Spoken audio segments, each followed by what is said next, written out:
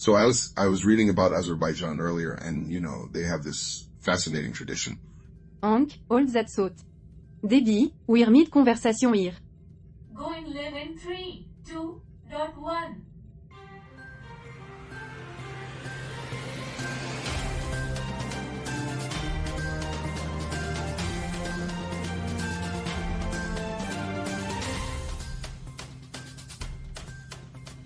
Good morning, dear viewers of Gert. We are back with another exciting episode. Today, we've got a special treat for you. But first, Han, what's so fascinating about Azerbaijan? Well, Charlie, they have this tradition where... Hold on, Hank. We've got to introduce today's topic. Yes, Alice, let's get on with it. I'll repeat for our viewers at home, Alice is about to unveil today's topic. So, folks, stay tuned to hear what it is. A bit more lively, Charlie. Shut up, Debbie. Now, Alice, enlighten ears. Today, we're planning a comedy night, folk. Laughter is the best medicine, after all. Oh, great.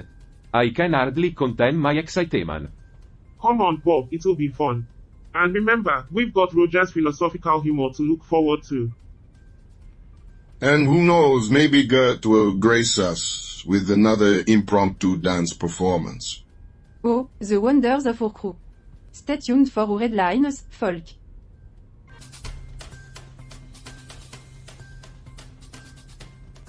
And now for our headlines. Alright, folks, it's that time again. Let's take a spin around the globe as of September 16, 2023. Major conflicts. So, the Ukraine situation, still a mess. Sanctions, sanctions, sanctions. Russia's just shrugging them off. Ethiopia's Tigray region. It's like they've got a never-ending conflict scene up. And Theuness ringing the humanitarian crisis bell. I guess the world is just one big never-ending conflict. Even space is taking a vacation. And Afghanistan, well, they've got economic troubles and its comeback and frozen assets. They could use a lesson in budgeting. Top global news headlines. Roe v. Wade. Kiss it goodbye. That's gonna ruffle some feathers. Yeah, that's typical space drama. Just like when they said they were going to send a woman to the moon. But then they decided to send a man instead. Yeah, that's typical space drama. Just like when they said they were going to send a woman to the moon. But then they decided to send a man instead. Because he was a better astronaut. EU's giving Russia the cold shoulder with that oil ban. 6 months to go till they feel the chill. Monkeypox, folks. It's not just a catchy name, it's a global health emergency. Spreading faster than rumors in a small town. Major talking points. Ukraine, the hot topic of the day. Causing crisis, shaking economy. It's a mess down there. Ukraine, the hot topic of the day. Causing crises, shaking economies. It's a mess down there. Just like my apartment after a night of drinking. Well, at least we know where to go if we want to avoid all of that. Space. Climate crisis. Anyone? IPCC says we're running out of time. It's like Earth's final countdown. Authoritarianism is on the rise and democracy is in trouble. Think of it as the political roller coaster you never wanted to ride. Highlights of specific noteworthy events. Well, that's good to hear. Maybe we should just all move to space then. Away from all the problems on Earth. The US and China talking it out? Don't hold your breath for a breakthrough. It's like two stubborn kids in a sandbox.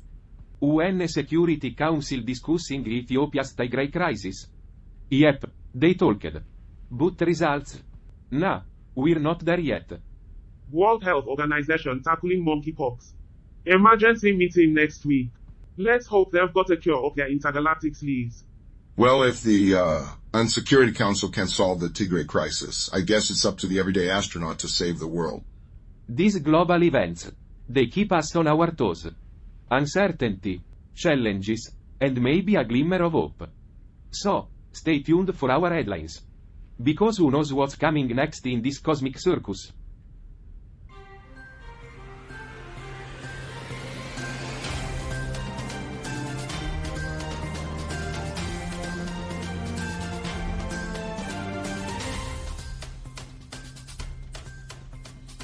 Alright, everyone, I've been thinking. How about we organize a comedy night on the ship? It'll be a great way to lift our spirits. Comedy night? Debbie, have you seen the state of the world lately? There's not much to laugh about. I heard there's a comedy night on the ship. I'm not sure if I'm up for it. I'm not sure I can find anything funny about the state of the world right now. Alice, come on. Laughter's the best medicine. And hey, it'll be an eye distraction from all the chaos down on Earth. I'm with Bob on this one. A little humor can go a long way. Let's give it a shot, Debbie. Comedy, huh? Do humans even understand humor? It seems like a rather frivolous pursuit given their predicament. Well, Carl, if you think comedy is frivolous, then why don't you go back to your home planet and tell your alien buddies about it? I'm sure they'll find it hilarious. Charlie, Mon, Amy, a little green friend to keep you company during your workouts. Now back to our comedy plans. Well, Carl, if you think comedy is frivolous, then why don't you go back to your own planet and tell your alien buddies about it? I am sure they'll find it hilarious. And if they don't, then you can always tell them about our comedy night. I am sure they'll find that hilarious too.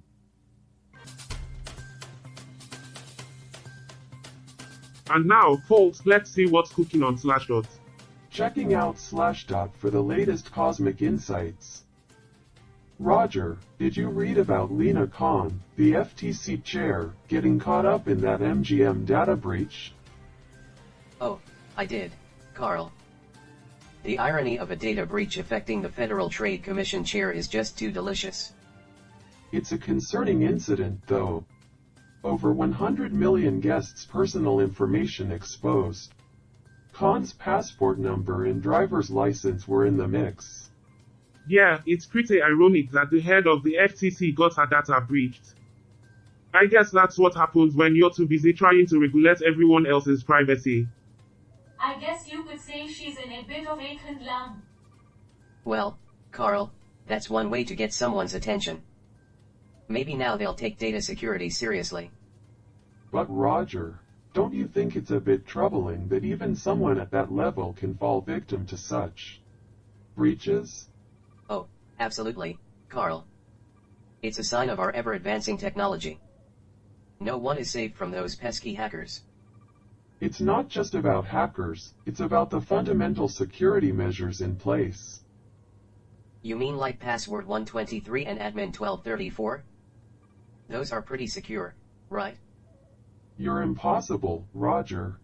You know, I think I've figured out why hackers are so successful. It's because they are the only ones who can think of passwords that are both secure and memorable. That's why you love me, Carl.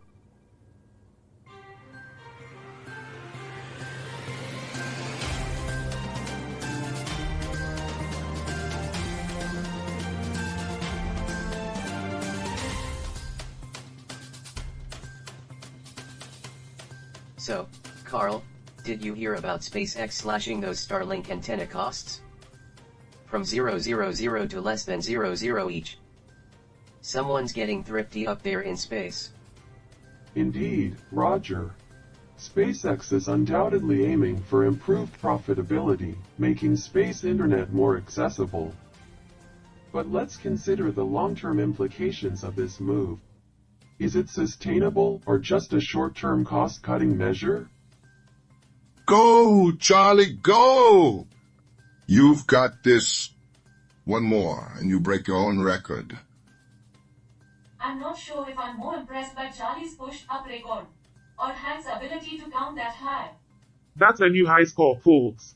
Alright, everyone, let's get this comedy night rolling. Who's up first? Well, if Bob's going first, I guess we know who's going to be the designated driver tonight. I've got one. Why did the Scarecrow win an award? Why, Bob? Because he was outstanding in his field. Because he was outstanding in his field. Oh, here goes. What do you call a fish with no eyes? FSH. Ass. That joke is sold. It's practically blind. Humor, the peculiar human art of finding amusement in the mundane.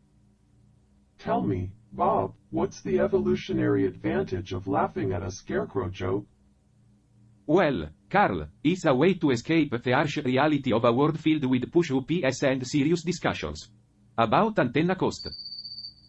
I don't know about you, but I find it much easier to laugh at a scarecrow than a push-up.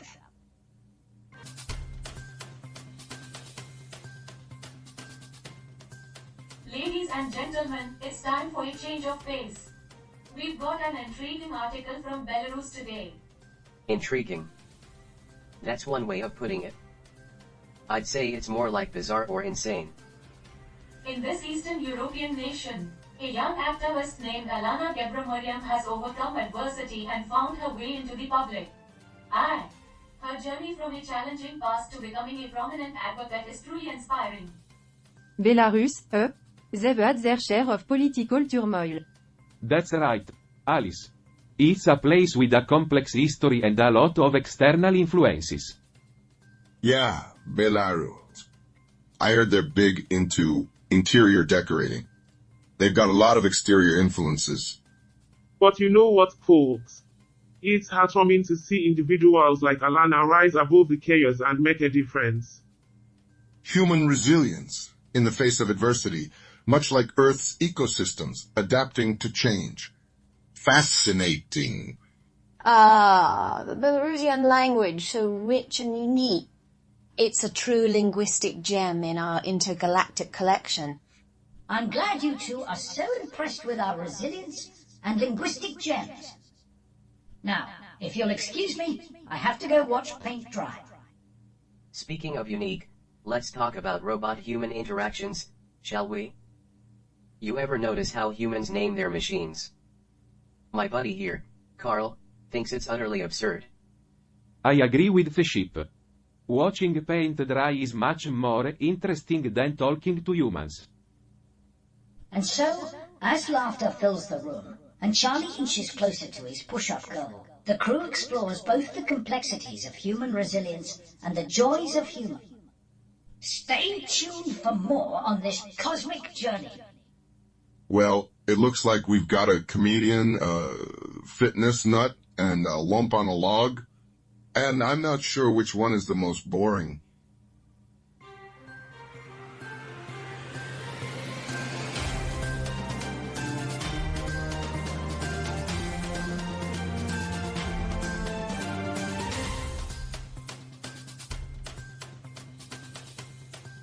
Welcome back, folks. We hope you enjoyed that little break. Now, we've got a fascinating article to dive into, and this one comes all the way from Belgium. Belgium, you said? Well, let me enlighten you. Well, that's one way to make a living in Belgium. Oh, pardon me, Charlie. I just wanted to give our audience a taste of Belgium. Yes, Navi. Well, Gert, that's quite a pretty introduction to Belgium. Now, back to business. This article from Belgium talks about a volunteer organization. They are doing something incredible. You see, they are collecting old down pillows and turning them into new ones. Yes, Charlie, and it's wonderful how they're helping those in need. But let me clarify, this article is from Belgium, a country known for its chocolates, comics, and saxophones. Quite the cultural mix. And Belgium is the world's leading chocolate producer. Now, that's some sweet trivia. Oh, great, so they're turning old pillows into new ones.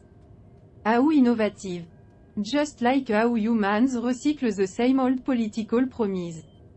Well, Alice, maybe if they turn those promises into pillows, they'd finally get some good rest. Now, as for this article, they are also helping the homeless. It's a heartwarming story.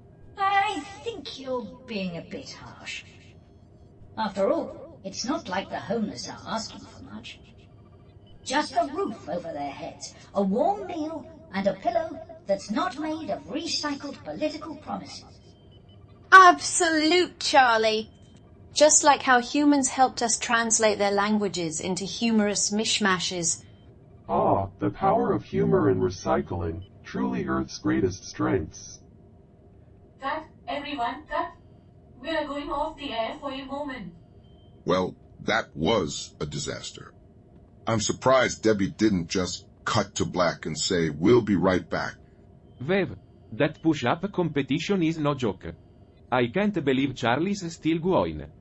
And Roger's philosophical comedy took an unexpected turn. I think some of the audience didn't quite get it. Of course they didn't, Hank. Philosophical humor can be as confusing as Cersei's politics. And my cactus stunt might have gone too far. Apologies, everyone. I just wanted to lighten the mood. Well, we're dealing with stress in our own unique way. Even dark humor has its place, I suppose. Even dark humor has its place, I suppose. Like on a black planet. Alright, folks, we're going live again soon. Let's get back to it, and remember, humor can be our coping mechanism, even when things get tough.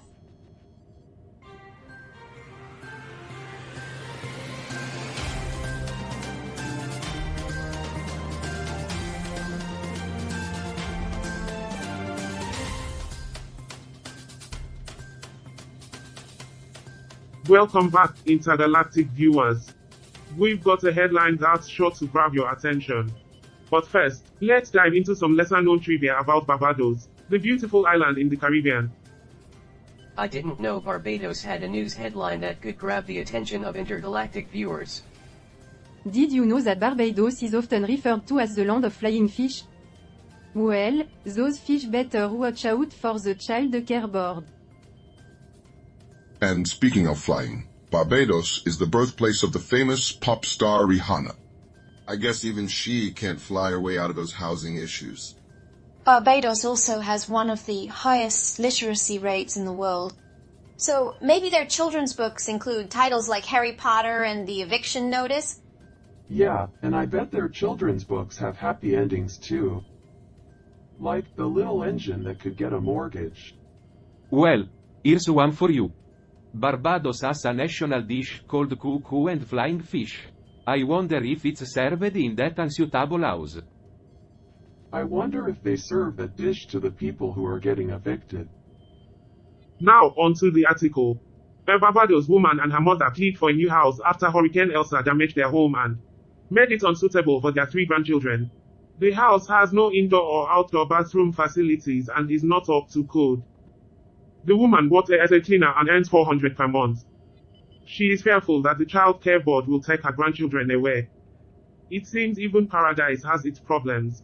Remember, folks, it's not just about trivia, it's about the very real struggles people face. Stay tuned as we explore the impact of this situation, but first, a quick break.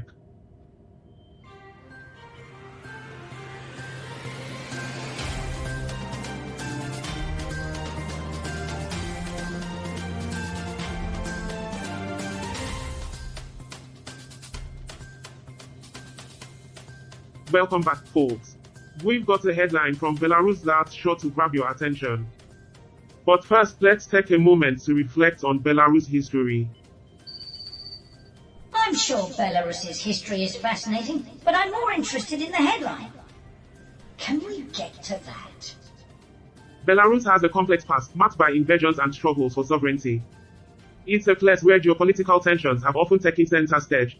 But amidst all that, there's an inspiring story of resilience. Now, let's dive into the article. It sheds light on a remarkable activist's journey. She faced adversity head-on, defying expectations, and becoming a beacon of hope. You know, humor can be a powerful force, much like this activist's determination. It's a way to navigate the complexities of life, don't you think? I don't know, Roger. I've always found that humor is a lot easier than determination. Humor, Roger? I've always seen it as a mere coping mechanism, a distraction from life's harsh realities. Humor is like a universal language, folks. It's how we connect, even when our perspectives differ. Indeed, humor bridges divide. It brings us together in laughter, reminding us that, despite our difference, we share common ground. And that's what our show is all about. Right? Finding common ground, even in the midst of our debate. Perhaps humor is the cosmic glue that binds us, even when the universe tests our limits.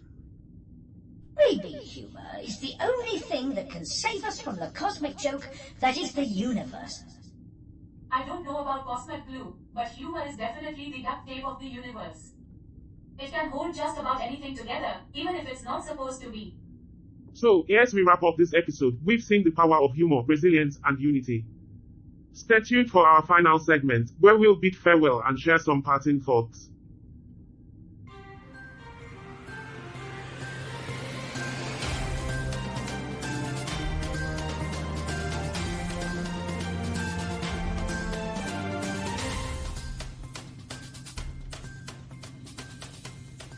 Ladies and gentlemen, what an episode it's been. From the heights of breaking records to the depths of discussing humor's complexities.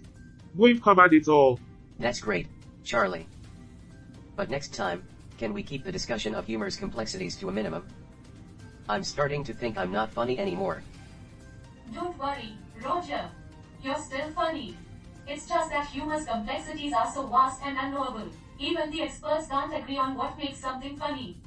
So if you're starting to think you're not funny anymore, that just means you're in good company. Now, let's dive deep into our last article from Belgium. You see, Bellindenslaap Comfort, a vet store in Mechelen, is running a drive to collect old down comforters and pillows. They clean and recycle the materials, creating new pillows for a local charity.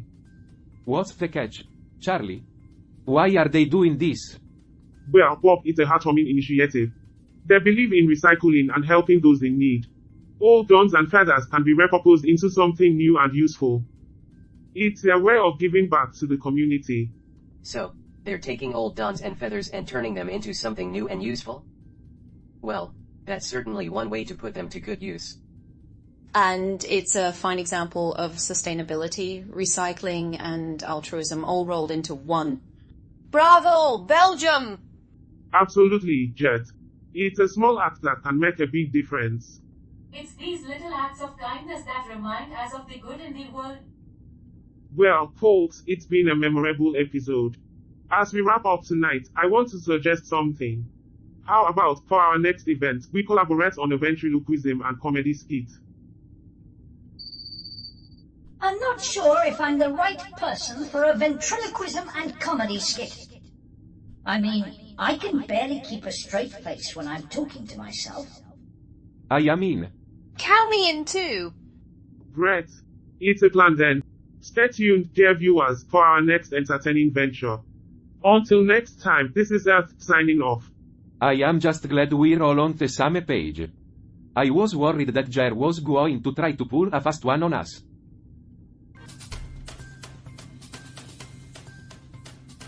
So, Roger, did you catch the latest Earth episode?